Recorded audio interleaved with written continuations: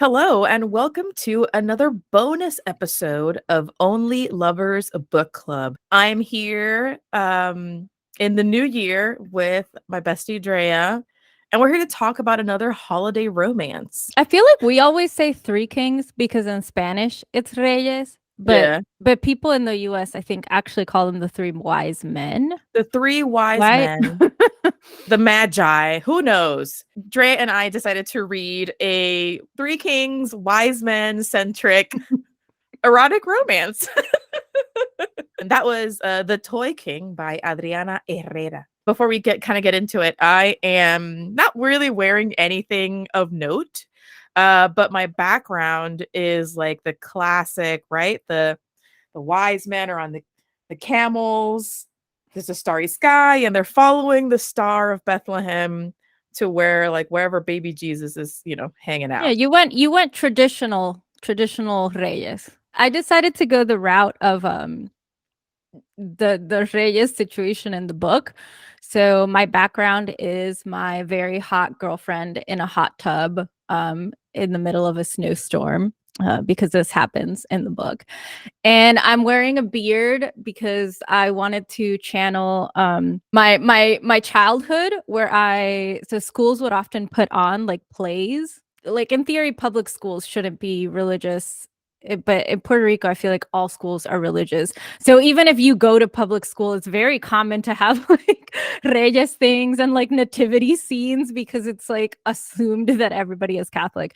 But anyway, so it's very common for little kids to play different parts and stuff. And growing up, I do remember at some point in elementary school, I was Baltasar, so one of the three wise men, and I was so proud of it. And I had my black beard and my blue robes, and so I was trying to channel a little bit of that today, and I got myself a little beard online, and It's I very have a full. It's yeah, very I have a good. little beanie and just I don't know, the shirt that I was wearing before this. The clothing items aren't important. The important thing is the beard The and, beard and my background. and the girlfriend in the hot tub, Yeah, the exactly. beard and the girlfriend in the hot tub. Clearly, this is an episode best experienced visually. Yeah.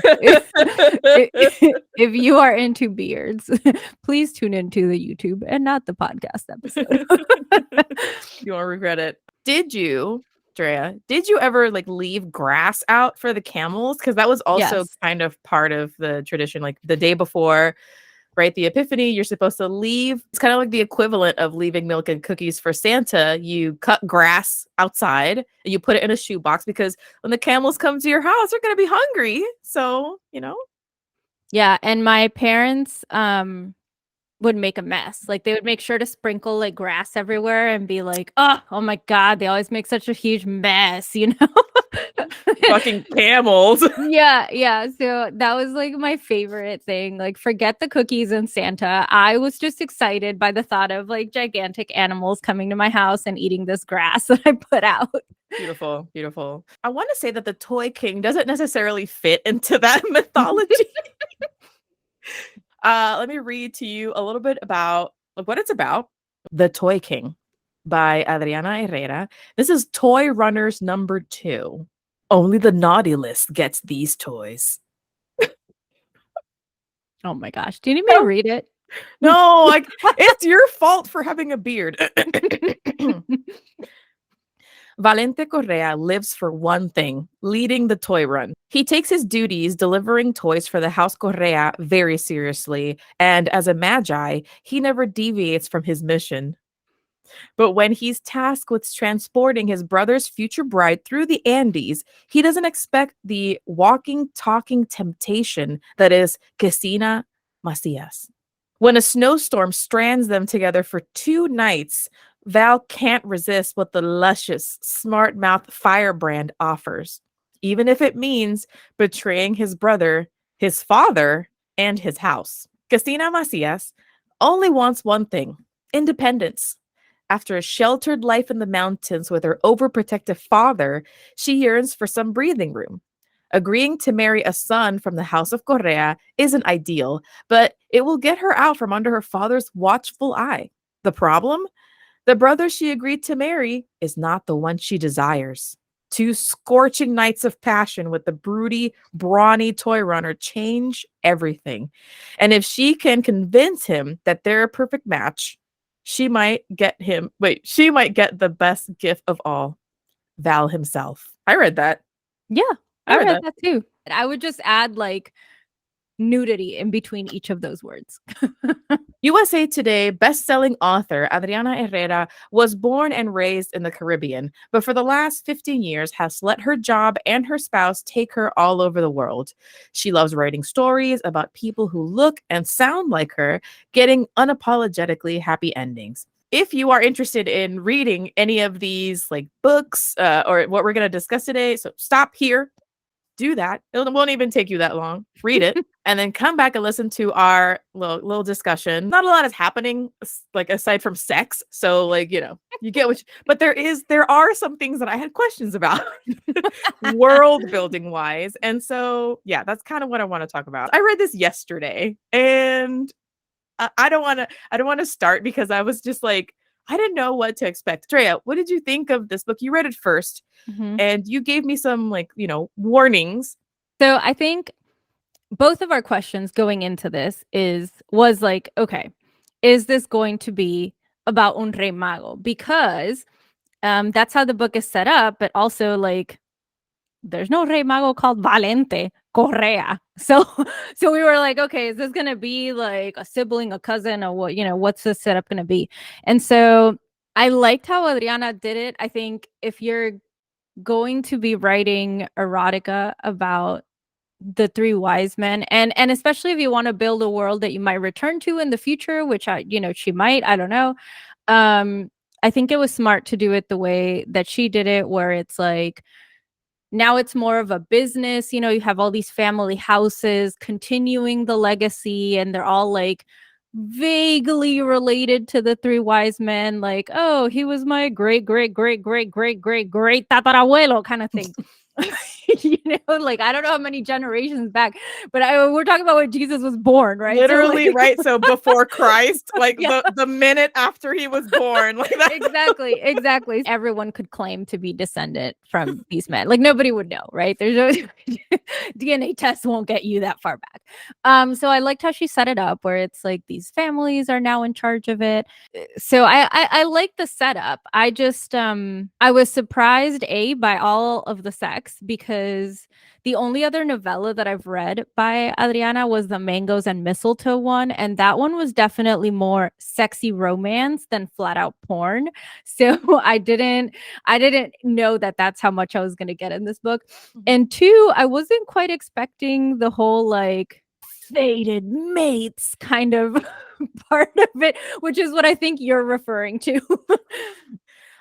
Yes. So, okay, I actually highlighted the part. I'm like, are we ever going to be talking about the Magi? And there is one paragraph. So I'm going to read it to you. So this is from Val's point of view. People think that the Magi are still three ancient kings, but the truth is that that hasn't been the case for almost 2,000 years. The Magi are actually dozens of toy runner houses that split the distribution of toys to children of the southern hemisphere. The northern hemisphere being Santa's domain, right? And that's at Her Night with Santa universe.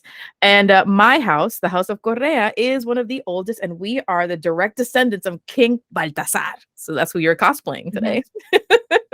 And so, that I do like how the operation has kind of been a little bit more obviously it's been modernized. And I'm not gonna lie, for the longest time I still thought that he was driving a camel.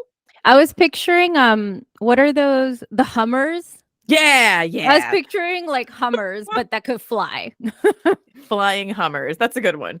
So yeah, I liked how that was kind of like modernized, but I also felt like I lost a little bit of the mystique because of it as well. Like it would have made a lot of sense to me if it was three houses, because three wise men. So I do like that they modernized it, but I do wish that modernization had still included, like, because Santa is still Santa. Santa's operation is still like North Pole situation. Like you would always be able to recognize the Santa Claus Christmassy situation in the other book, whereas with this one I don't feel like it's that strong. I think I thought the same as you, but then when they talked about how the toy makers tend to marry the toy deliverers. I was like, well, if it was only 3 families, then it would get like incestuous like real fast. Yeah, but I'm gonna be honest, we didn't need that. That whole thing, we could have cut that out. Let's talk about how this shit gets really fucking weird because it's not even that like okay, so it's modern, right? But then the toy runners have like under the umbrella of the romance trope universe, they're basically kind of like werewolves in the sense that they get like fated mates, right? And let me tell you that fated mates for me is way at the bottom of my favorite Yeah, trope. you do hate that. And it was weird. I just felt like the universe of the Toy King was just unnecessarily convoluted. You know what? I didn't mind the fated mates being included. I just it just really made me sad, okay, that people are out there like not marrying their fated mates. So I would have almost rather that like all of the toy runners have this reputation of like never settling down, being like commitment pros Yeah. because they won't like actually date you unless you're their fated mate. And that's so like it Okay. happens so little in this book, right? They make it seem like it never happens. That I'm like, okay, so all the toy runners are fuck boys. Like I would have been fine with that. They're just fuck boys because nobody finds their fated mate. So they're all like one night stand, one night stand. And then this book could have been like one night stand. Oh shit. Yeah. Okay. Yeah, I like that too. I like the idea that toy runners are like fuck boys, right? Yeah. You can't get them to settle down. And I'm they use the tattoos as an excuse, like, oh, sorry, bye. okay, dude. I have questions also. So they have piercings. They have tongue piercings. Which the book specifically says that they've received training on how to use Yes. on their. Who is teaching this class? Who is teaching who is giving that training? Is it like a video? Is it like, who is out there being like showing the toy runners how to use their temperature controlled tongue piercing to pleasure their partner? No, this is how I imagined it. I imagined like a CPR class where the dummy was kind of like you know that operation game? Yeah. And so you have to do it right or like the whole thing like buzzes and you lose. That was really my question, right? As soon as they're like, "Oh yeah, we get trained," I'm like, "By who? Who taught you? Who showed you? Is it like a pamphlet? Was it like a video? Like a self-guided PowerPoint? Like, you know, like that's what I want. Those are the questions I wanted to know. We got it. Let's talk about this is all the Toy King side. Did you have any thoughts, opinions, feelings, reactions about the I love did. interest? You know? Yeah, I like that she wanted to start a sex toy business. And I thought that whole thing was very realistic. Like I could totally see someone coming from a Latinx family of toy makers and being like, Where the sex toys at? yeah, like and the family being absolutely not. Like you will be thrown out of this family forever. That she would have these dreams that don't align with her family dreams, even though they like do, but they don't because how conservative her family is or how she thinks they are. And so it made sense that she would want to kind of get away from that and try to pursue like her business. That made sense to me. I was not ready for that opening scene. I'm not sure that I followed her thought process on doing that. Now, the whole thing didn't really make a lot of sense. But at the end of the day, I thought their chemistry was really hot.